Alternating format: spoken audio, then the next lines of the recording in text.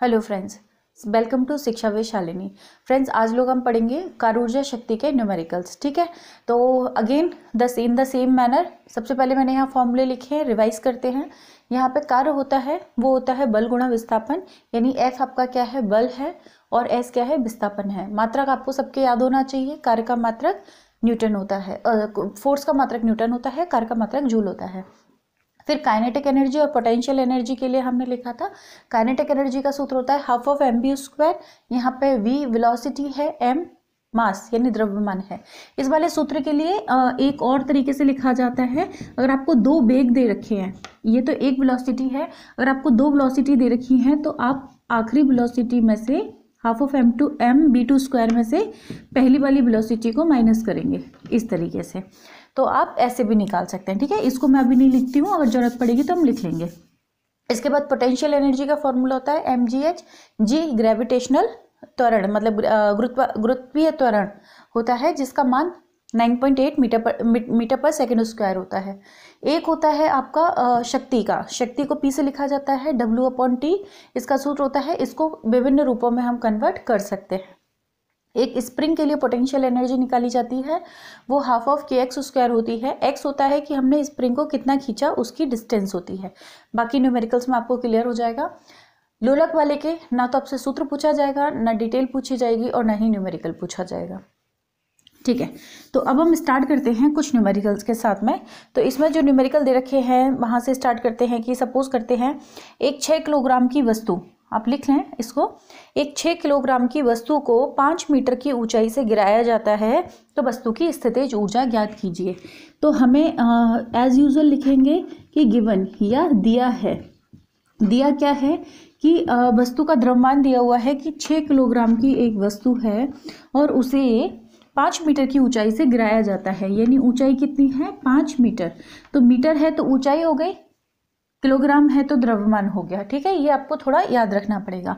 यहाँ पर जी का मान नहीं दिया है, दे या ना दे, आप या तो 9.8 ले लीजिए, और अगर आपको कैलकुलेशन में दिक्कत होती है तो 10 मीटर पर सेकेंड स्क्वायर ले लें। अच्छा, एक बात बताऊं आप लोगों को, यहाँ पे एक टिप और देती हूँ। आजकल थोड़े ज़्यादा टिप हो रहे हैं, एग्जाम आने वाले हैं तो काम आ जाए शायद आपके। अगर आपको क्वेश्चन नहीं भी आ रहे हैं ना, सूत्र भी नहीं आता, सॉल्व करना भी नहीं आता, कुछ भी नहीं आता है, आप है ना ये जो गिवन दे रखा है वो, और अगर हो सके तो पूछा क्या गया है ना, ज्ञात करना है। ज्ञात करना है, क्या ज्ञात करना है, ऊर्जा स्थितिज ऊर्जा में परिवर्तन, यानी कि स्थितिज ऊर्जा पूछी है, पोटेंशियल एनर्जी। तो आप अगर इतना लिख देते हैं और इसका फॉर्मूला अगर लिख देते हैं तो आपको स्टेप मार्किंग होती है, यानी हर स्टेप के मार्क्स होते हैं। तो अगर आप इतना भी लिख दोगे ना तो आधा एक नंबर तो आपको वो एग्जामिनर दे ही देगा। तो कहीं ना कहीं थोड़े थोड़े मार्क्स कलेक्ट करोगे तो आसानी हो जाएगी। यहाँ पे हमें पोटेंशियल एनर्जी कैलकुलेट करनी है, उसका फॉर्मूला होता है आपका mgh। m का मान है 6, g का मान है 10, h का मान है आपका 5। तो ये हो जाएगा 6 पंजे 30, 300। पोटेंशियल एनर्जी ऊर्जा का मात्रक होता है जूल। ठीक है, इस तरीके से आप क्वेश्चन कर लीजिएगा। नेक्स्ट क्वेश्चन करते हैं, लिखिएगा स्प्रिंग वाला। हमने एक mgh का देख लिया, इसके ज़्यादातर ऐसे सिंपल ही आते हैं।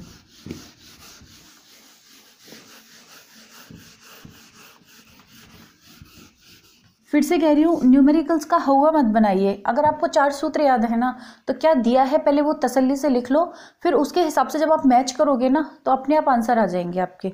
ठीक है, अब आपको एक दिया हुआ है कि एक स्प्रिंग का नियतांक 4 × 10⁻² न्यूटन पर मीटर है। अच्छा, एक चीज़ बताऊँ आपको, जो स्प्रिंग का नियतांक यानी कि ये जो होता है के, हाफ ऑफ के स्क्वायर में जो के होता है उसे स्प्रिंग का नियतांक कहते हैं। इसका मात्रक न्यूटन पर मीटर होता है, ये याद कर लीजिए। कभी कभी ऑब्जेक्टिव या जो 1 मार्क का क्वेश्चन होता है वहाँ पूछ लेते हैं स्प्रिंग नियतांक का मात्रक न्यूटन पर मीटर। तो इन्होंने बोला है, क्वेश्चन नंबर 2 करते हैं कि एक स्प्रिंग है और उसका जो नियतांक है के, वो आपको दे रखा है 4 × 10⁻3 4 × 10⁻3 न्यूटन पर मीटर। अब कुछ बच्चे हमेशा जब मैं पढ़ाती हूँ तो वो कहते हैं कि मैम ये जो है ना पावर हमको सॉल्व करनी नहीं आती है।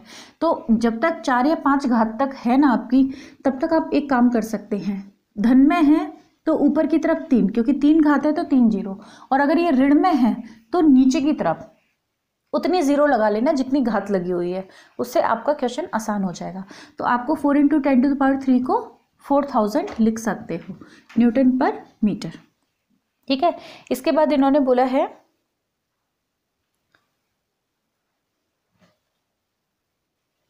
इस स्प्रिंग को 0.04 मीटर तक संपीड़ित करने में कितना कार्य करना पड़ेगा। यानी कि इसको संपीड़ित किया है, यानी कि इसको कंप्रेस किया है, तो कितना कंप्रेस किया है इन्होंने बोला है 0.04 मीटर, इतना कंप्रेस इन्होंने कर दिया। तो इन्होंने पूछा है कि अगर इतना संपीड़ित किया है तो कार्य कितना करना पड़ेगा, यानी कि कार्य। अब आपसे कार्य पूछा है, यहाँ पे देखो, यहाँ पे इन्होंने नहीं दिया कि उसकी स्थितिज ऊर्जा ज्ञात कीजिए, लेकिन हमें पता है कि ऊर्जा और कार्य एक ही चीज होती है। तो आप घबराना मत कि अरे डब्लू पूछ लिया, डब्लू का तो इसका कोई फॉर्मूला होता ही नहीं है। कोई बात नहीं, पोटेंशियल एनर्जी का होता है, और पोटेंशियल एनर्जी क्या है, कार्य है। मैं आपको हर बार बोली हूँ कि जो पोटेंशियल एनर्जी यानी एनर्जी जो होती है, ऊर्जा जो होती है, वही कार्य होता है। ठीक है, तो हमें डब्लू पूछा है, कोई बात नहीं, आप पोटेंशियल एनर्जी ज्ञात कर दो, हाफ लगाओ, के की जगह पे लिखेंगे 4000 इंटू, ठीक है, मैं थोड़ा इधर लिख रही हूँ, इसको दोबारा देखना। W = पोटेंशियल एनर्जी = हाफ, पहले फॉर्मूला लिख देना, हाफ ऑफ kx², क्योंकि इस फॉर्मूले के नंबर होते हैं आपके, आधा नंबर होता है इस फॉर्मूले का। ठीक है, तो हाफ लगा दिया, के की जगह पे मैंने 4000 लिख दिया। थोड़ा स्पीड में करते हैं, काफ़ी सारे क्वेश्चन बता पाऊंगी ताकि मैं आपको 0.04। अब क्या करना है, इस डेसिमल को हटाने के लिए यह नीचे 100 लगा देना, इससे कैलकुलेशन आसान हो जाएगी। देखो, इसमें शर्मने की कोई बात नहीं है कि आप इतना छोटे छोटे काम करके कैलकुलेशन सॉल्व करते हो, कर लिया करो। गलत करने से अच्छा है कि इस तरीके से सॉल्व किया जाए। ठीक है, 2 से ये 4 कैंसिल हो जाएगा, 2 टाइम 20 होता है, यहाँ 4 होता है, तो 24 जा 80 आ जाता है। तो ये आपका आंसर आ जाता है 80 जूल।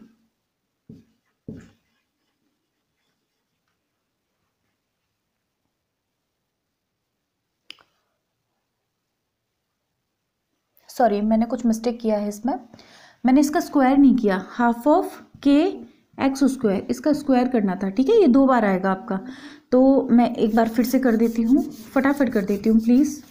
देखिए, हाफ लगाया, 4000 लगाया, इंटू x की जगह पे लगाया 0.04, यानी 0 को हटाएंगे तो नीचे 100 आ जाएगा, पॉइंट हटाएंगे तो, और ऐसे ही यहाँ पे भी 4/100 आ जाएगा। 4 जीरोज़ हैं तो 3 जीरोज़ तो यहाँ कैंसिल हो जाएंगी, और इसको सॉल्व करेंगे तो आपका आंसर आएगा 3.2 जूल। ठीक है, इस तरीके से आपका आंसर आ जाएगा। कर लीजिएगा, मैं ये भूल गई थी x² करना यहाँ पे एक्सप्लेन करने के चक्कर में, तो आप इसको ठीक कर लीजिएगा। ठीक है, ये वाला क्वेश्चन हो जाता है। इसके बाद हम करते हैं एक क्वेश्चन, ठीक है, ये वाला करते हैं। एक इंजन द्वारा व्यय की गई शक्ति की गणना कीजिए। इन्होंने पहले ही लिख दिया कि कोई एक इंजन है,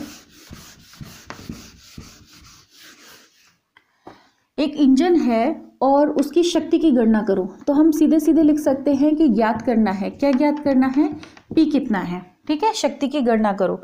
जबकि 200 किलोग्राम के द्रव्यमान को, ये क्या करती है कि कोई द्रव्यमान है कितना, 200 किलोग्राम, 200 किलोग्राम के को 50 मीटर की ऊंचाई तक ले जाती है, यानी हाइट कितनी है, 50 मीटर, 50 मीटर की ऊंचाई तक ले जाती है 10 सेकंड में। समय दिया हुआ है आपका 10 सेकंड्स। अब आपको क्या करना है, देखिए, मुझे पता है कि P = W/T होता है। यहाँ पे P तो ज्ञात करना है, T आपको गिवन है। अब W के बारे में बात करते हैं। ये आपका W कैसे आएगा, चूंकि W = पोटेंशियल एनर्जी भी होता है, तो W = पोटेंशियल एनर्जी भी होता है। पोटेंशियल एनर्जी आपका होता है mgh। ठीक है, m की जगह पे लिखा जाएगा 200 इंटू, g की जगह पे लिखा जाएगा 10, h की जगह पे लिखा जाएगा 50। तो यहां से मेरा आ जाएगा, ये लीजिए, इतना जूल आ गया। फिर 5 × 2 = 10, फिर 2, 3 और 4 जीरो, 1, 2, 3, 4 जीरोस। ठीक है, तो ये मेरा W आ गया। मैंने क्या किया, ये सूत्र लिखा था, मुझे ये वाला सूत्र चाहिए था क्योंकि इन्होंने शक्ति पूछा है, और शक्ति का मेरे पास एक ही सूत्र है, ये वाला। अब हुआ ये कि मेरे पास W नहीं है, क्योंकि T तो है पर W नहीं है, तो W निकालने के लिए मुझे इनकी मदद लेनी पड़ेगी। और इन दोनों को देख के मुझे सिर्फ एक ही सूत्र याद आता है, mgh। ठीक है, क्योंकि जी का मान हमें पता है, एम ये रहा, एच ये रहा, तो एम जी एच याद होता है। तो फिर मैंने क्या किया कि डब्ल्यू निकाला पोटेंशियल एनर्जी की हेल्प से, जो कि होता है M G H. M G H के मान पुट कर दिए, मेरा डब्ल्यू आ गया। अब मुझे पी निकालना है, तो मैं क्या करूँगी, डब्ल्यू में टी का भाग लगाऊंगी, 10 के पीछे 4 जीरोज हैं, डिवाइडेड बाय टी, समय कितना है 10 सेकेंड, 10, 1 0 कैंसिल कर दीजिए, ये आ जाता है आपका 10,000 पी है तो वॉट आएगा। ठीक है, पी है तो क्या आएगा, वॉट। आप चाहें तो इसको 1000 है ना, तो आपको 10 किलो वॉट भी लिख सकते हैं, और अगर आपको नहीं कन्वर्ट करना है तो कोई बात नहीं, आप इतना 10,000 वॉट में अपना आंसर दे सकते हैं। एक क्वेश्चन और करते हैं, चलिए। मैं सब तरह के 2-2 3-3 बता दे, एक 2-2 क्वेश्चन बता देती हूँ ऑल टाइप के, ताकि आपको हर एक फॉर्मूले के साथ में थोड़ा सा एक्सपीरियंस हो जाए। ठीक है, यहाँ पे हम क्वेश्चन करेंगे, ये कर लेते हैं। 2 मीटर प्रति सेकंड के वेग से चल रहे 40 किलोग्राम द्रव्यमान का एक बल, आप लिख लीजिए, 2 मीटर प्रति सेकंड वेग से चल रहे 40 किलोग्राम द्रव्यमान पर एक बल लगाया जाता है। यानी कि हमें क्या दिया है, वेलोसिटी 2 मीटर पर सेकेंड,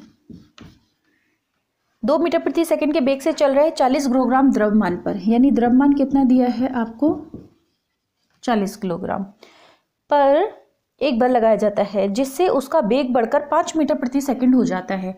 यानी कि ये पहले था और बाद में इसका वेग बढ़कर कितना हो जाता है, 5 मीटर प्रति सेकंड, 5 मीटर प्रति सेकंड हो जाता है। ठीक है, तो किए गए कार्य की गणना कीजिए, कार्य निकालना है। ठीक है, कार्य मतलब गतिज ऊर्जा भी होती है, ठीक है, वो तो मान लिया, कोई दिक्कत नहीं है, काइनेटिक एनर्जी निकाल देंगे। लेकिन क्योंकि वी हमारे सिर्फ एक ही फॉर्मूले में आता है यहाँ पे, तो डेफिनेटली मुझे काइनेटिक एनर्जी निकालनी है, और काइनेटिक एनर्जी कार्य होती है, कोई टेंशन नहीं है। अब तो ये आपको रट गया होगा। प्रॉब्लम ये है कि यहाँ पे 2 बार वेग दिया हुआ है। अब मेरे पास तो यहाँ पे तो सूत्र में एक ही बार लिखा है मैंने, तो मैंने अभी थोड़ी देर पहले आपको बताया था कि जब आपको 2 वेलोसिटी गिवन हो तो आप क्या करेंगे, इसी सूत्र को थोड़ा बड़ा कर देंगे, इसी फॉर्मूले को थोड़ा बड़ा कर देंगे। यानी कि अब जो आप निकालेंगे ना काइनेटिक एनर्जी, वो आप निकालेंगे कि जो हाफ ऑफ लास्ट वाली है सेकंड नंबर की, उसमें से फर्स्ट नंबर वाली को माइनस करेंगे। ठीक है, तो हाफ तो ऐसे कैसे रहने दो, m की जगह पे हमने 40 डाल दिया, इंटू v2 स्क्वायर, यानी कि 5 का स्क्वायर जाएगा, माइनस हाफ ऑफ, इस बार मैं नहीं भूली हूँ, 40 स्क्वायर कर दिया है मैंने, ये 2 का स्क्वायर कर दिया। ठीक है, हाफ से कैंसिल हुआ तो ये आ जाएगा 20 इंटू 25, माइनस ये कैंसिल हुआ तो ये आ जाएगा 20 इंटू 4, तो ये हो जाएगा 500 minus 80 is equals to 420 joule. ठीक है, ये आपका आंसर आ जाता है। क्या किया, दोनों पहले जो गिवन है वो लिख लिया, यहाँ पे मैं बार बार लिख नहीं रही हूँ, आप खुद ही लिख लीजिएगा। गिवन है, फॉर्मूला है, ये सब ऐसे टॉपिक डाल के लिखना, फाइंड आउट करना है, ज्ञात करना है, तो आप इस तरीके से लिखें, और यहाँ पे सॉल्यूशन लिखें, सॉल्यूशन। तो आप जब इस तरीके से अगर आप लिख देते हो तो आपको पूरे मार्क्स मिलते हैं, और आधा मार्क्स इसका मिलता है आपको लास्ट में यूनिट लगाने के लिए। तो ऑलमोस्ट क्या है, हमने ज़्यादातर देख लिया, ये फॉर्मूला देख लिया, ये देख लिया, ये देख लिया, ये देख लिया। नाउ इससे तो कुछ नहीं है, डायरेक्ट पूछेंगे भी नहीं। पिछली बार आपसे ये वाला क्वेश्चन पूछा गया था, ये वाला एग्जैक्टली मुझे याद नहीं है कि ये पूछा था, पर हाँ ऐसे कोई डिफरेंस का ही पूछा था, जिसमें 2 वेलोसिटी दी हुई थी, तो ये वाले को आप थोड़ा इंपॉर्टेंट मार्क कर लेना, ऐसा भी पूछ सकते हैं। ठीक है, अब एक क्वेश्चन मैं आपको करवाती हूँ, ये क्वेश्चन आपकी बुक में दिया हुआ है, लेकिन इसमें प्रॉब्लम ये है कि एक फॉर्मूला 9th क्लास वाला लगने वाला है, तो जरा ध्यान से देखिएगा। न्यूटन की जो न्यूटन का गति होती है, न्यूटन की गति के जो 3 फॉर्मूले हैं, गति के समीकरण हैं 3, वो तीनों आपको याद होने चाहिए। तो उसमें से जो तीसरा वाला है वो होता है v² = u² + 2as। अगर ग्रेविटेशन है तो a हटा के हम g लगा देंगे, वरना v² = u² + 2as, ये वाला अप्लाई होगा, ये थर्ड लॉ होता है। ठीक है, तृतीय समीकरण है ये। अब क्या हुआ कि एक वस्तु है 50 किलोग्राम की, यानी कि हमें m दिया हुआ है 50 kg। वस्तु है धरातल से 3 मीटर की ऊंचाई पर, हाँ सही बता रही हूँ, धरातल से 3 मीटर की ऊंचाई पर उसे ले जाया जाता है। यानी कि नीचे से उसे यहाँ पे 3 मीटर की ऊंचाई पर ले गए, यानी h कितना है 3 मीटर ले गए।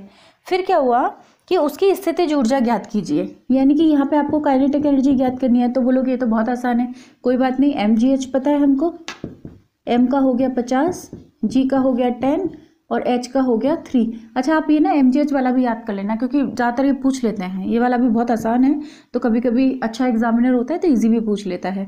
तो 5 3 जा 1500 जूल। तो ये तो आपका आंसर आ गया पहला, कि इन्होंने पूछा है कि mgh ज्ञात करो, तो आपने kg लिया, मीटर लिया और आपने यहाँ पुट करके सॉल्व कर लिया। यूनिट का याद रखना, यूनिट कन्वर्जन अगर मीटर की जगह सेंटीमीटर दे दें, किलोग्राम की जगह कुछ और दे दें तो थोड़ा कन्वर्ट कर लेना, बाकी आपका आंसर आ जाता है। अब बात ये होती है कि इन्होंने बोला है कि इस वस्तु को मुक्त रूप से गिरा दिया जाए। आप जो वस्तु थी 50 किलो की वो यहाँ लेकर आ गए, अब इन्होंने इस वस्तु को यहाँ से गिरा दिया, ठीक है। अब इन्होंने बोला है जब उस वस्तु को गिराया जाता है तो आधे रास्ते में जब आती है, ये आधे रास्ते, यानी कि हम कह सकते हैं कि 1.5 मीटर जब वो आधे रास्ते में नीचे आती है तो उसकी गतिज ऊर्जा ज्ञात करो। देखिए जब ये ऊपर ले जा रहे थे तब तो स्थितिज ऊर्जा थी, उसकी स्थिति में परिवर्तन किया, पर जब इसको गिराया ना तो इसमें गति आ गई। जैसे बॉल है ऊपर से गिराओगे तो स्पीड आएगी कि नहीं आएगी उसमें गति, तो उसमें गति आ गई। तो वो आधे रास्ते में जब आएगी ना उस समय उसकी गतिज ऊर्जा ज्ञात करो कि इसमें कितनी ऊर्जा आ गई। देखते हैं, तो हम क्या करेंगे कि हमें नहीं पता, जैसे गतिज ऊर्जा ज्ञात करनी है, मुझे पता है कि जो गतिज ऊर्जा है काइनेटिक एनर्जी, उसका एक सूत्र होता है हाफ ऑफ mv²। मैं इसमें हाफ तो लगा दूंगी, m भी लगा दूंगी क्योंकि 50 किलो की वस्तु है, लेकिन v कैसे लेके आऊँ, v तो यहाँ दिया ही नहीं है, यही पता है ना आपको, तो बस ये दो चीज़ें पता हैं। एक चीज़ ज़्यादा से ज़्यादा आपने ये निकाल ली, पर आपको तो v चाहिए वेलोसिटी, वो कहाँ से लाओगे। तो वेलोसिटी निकालने के लिए हम क्या करेंगे, ये वाला सूत्र लगाएंगे, v² = u² + 2as। अब इसमें v तो निकालना है, कोई टेंशन नहीं है, u क्या करेंगे 0। क्यों करेंगे 0, क्योंकि जब इसको गिराया ना तो उन्होंने लिखा हुआ है कि ऊपर से गिराया जाता है, तो गिराते हैं ना उस समय उसमें वेलोसिटी नहीं होती है, क्योंकि यहाँ पर तो रखी हुई थी ना वस्तु, हिल तो नहीं रही थी, चल भी नहीं रही थी, तो चुपचाप यहाँ रखी हुई थी, तो इसमें गति थी ही नहीं। जब गति थी ही नहीं तो मैंने इसको 0 लिख दिया, ठीक है। +2 लगाया, चूंकि इसे ग्रेविटेशन में गिरा रहे हैं, गुरुत्वाकर्षण के मध्य गिरा रहे हैं, ऊपर से नीचे जब गिरा रहे हैं तो a बदल जाता है g में, यानी a g में बदल जाएगा तो इसका मान हो जाएगा 10। a जब g में बदल जाएगा तो इसका मान हो जाएगा 10, क्योंकि g का मान कितना होता है 10, हमने यहाँ भी लिखा था ना g का मान 10। s का मतलब है दूरी, ठीक है, देखो यहाँ भी s का मतलब दूरी होता है और h का मतलब होता है हाइट, तो आप h लिख लो या s लिख लो, एक ही बात होती है, कोई फर्क नहीं पड़ता। तो मुझे पता है कितनी दूर चला ये 1.5 मीटर, कितनी दूर चला 1.5 मीटर, तो मैंने लिख दिया यहाँ पे 1.5 मीटर, क्योंकि आधे रास्ते में पूछा है ना तो आधे रास्ते तक की दूरी ले ली। सॉल्व किया तो v² का मान आ गया ये 330 आ गया, सही किया है ना मैंने, ठीक है सही किया है। v² का मान आ गया 30, तो मैं क्या करूंगी, इस v² की जगह पे डायरेक्ट 30 पुट कर दूंगी, ठीक है। मैंने ये वाला कैलकुलेशन अलग से किया इस सूत्र के साथ में, और यहाँ से जो v का मान आया उस v के मान को यहाँ पुट कर दिया।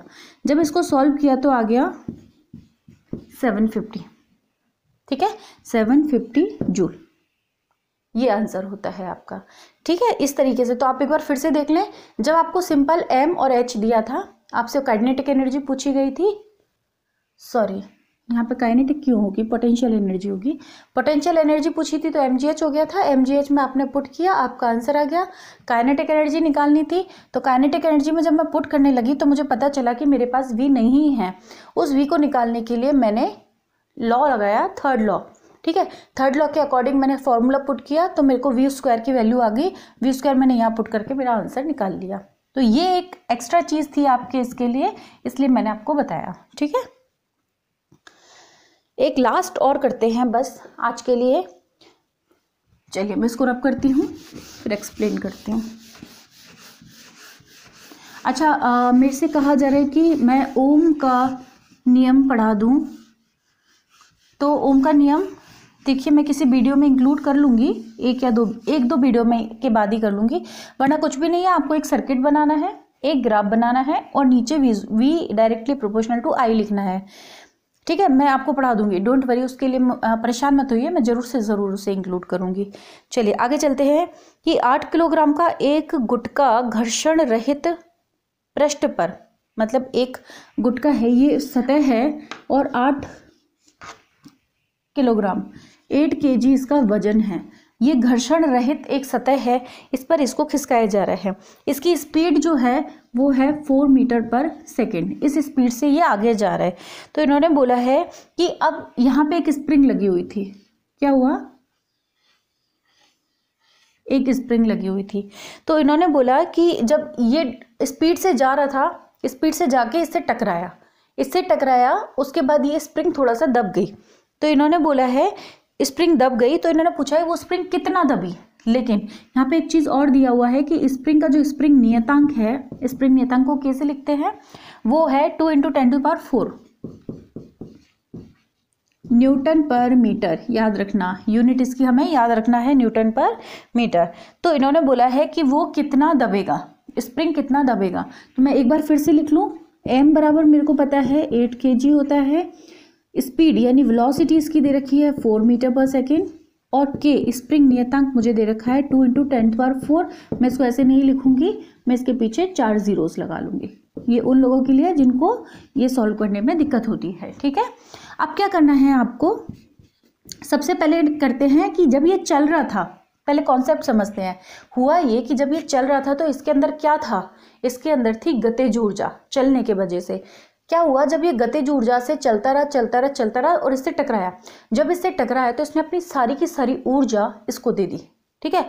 इसकी सारी ऊर्जा किस में चली गई, इसमें, और वो बन गई इसकी स्थितिज ऊर्जा, क्योंकि स्थितिज ऊर्जा और गतिज ऊर्जा सेम चीज़ है। तो क्या हुआ कि ये गतिज ऊर्जा से जा रहा था और जाते जाते इससे टकराया, तो इसकी सारी की सारी ऊर्जा बदल गई इसकी स्थितिज ऊर्जा में। तो पहले मैं इसकी ऊर्जा तो चेक कर लूँ, पहले इसकी ऊर्जा पता चलेगी तभी तो मैं उसको दूंगी। तो मैंने क्या किया, इसकी गतिज ऊर्जा निकालने के लिए ½ निकाला, ½ लगाया, हाफ ऑफ हो गया, m हो गया आपका 8 kg, v आपका हो गया 4 और उसका किया स्क्वायर, तो ये हो जाएगा 64, 4 4 जा 16, 4 जा 64, ठीक है। क्या लिखेंगे, जूल लिखेंगे।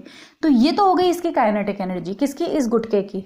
अब इसकी बदल गई स्थितिज ऊर्जा में, तो यानी अगर इसके पास 64 जूल थे तो इसने सारे के सारे किसको दे दिए, 64 जूल इसको दे दिए, ठीक है। अब मुझे इस स्प्रिंग की एनर्जी तो पता है, अगर मैं इसकी पोटेंशियल एनर्जी निकालना चाहूँ किससे, ½ से, तो मुझे इसकी पोटेंशियल एनर्जी तो पता है, मुझे हाफ तो लिखा ही है, के भी पता है, मुझे x नहीं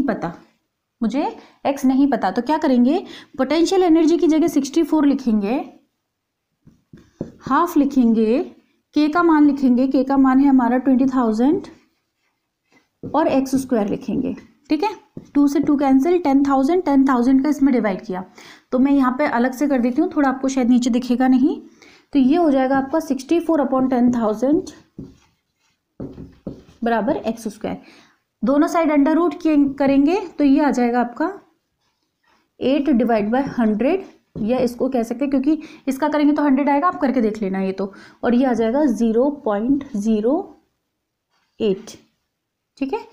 और मीटर क्यों, क्योंकि वो संपीड़ित हुआ है ना x, तो x निकाला है, x क्या होती है, दूरी होती है, तो इसलिए मीटर में आंसर आएगा। तो फिर से समझा देती हूँ, ये गुटका है, इसकी खुद की गतिज ऊर्जा थी, वो हमने ½ से कैलकुलेट कर ली, पूरी की पूरी गतिज ऊर्जा हमने स्प्रिंग को दे दी, तो इसकी ऊर्जा पता चल गई, इसकी ऊर्जा हो गई हमारी 64, हाफ लगाया, k की वैल्यू हमें क्वेश्चन में दिया हुआ था, x कैलकुलेट कर लिया, x का आंसर आ गया। तो लास्ट के 2 न्यूमेरिकल जो मैंने आपको बताए हैं वो थोड़े से टेढ़े हैं पर टफ नहीं है, और बाकी पहले वाले तो बहुत आसान थे, तो मुझे नहीं लगता कि इतना टफ पूछेंगे, लेकिन फिर भी कर लिया, देख लेना, ठीक है। तो कैसा लगा मुझे कमेंट करके बताना, आपके कमेंट्स का हमेशा इंतज़ार रहता है मुझे। लाइक और सब्सक्राइब करना ना भूलें। जिन लोगों को मेरे वीडियोस का पता नहीं चल पा रहा है, मुझे मैसेज करें कि मैम पता ही नहीं चलता कब वीडियो आता है, वो बेल बटन दबा लें, क्योंकि बेल बटन से आपको मैसेज आ जाएगा। Thank you so much.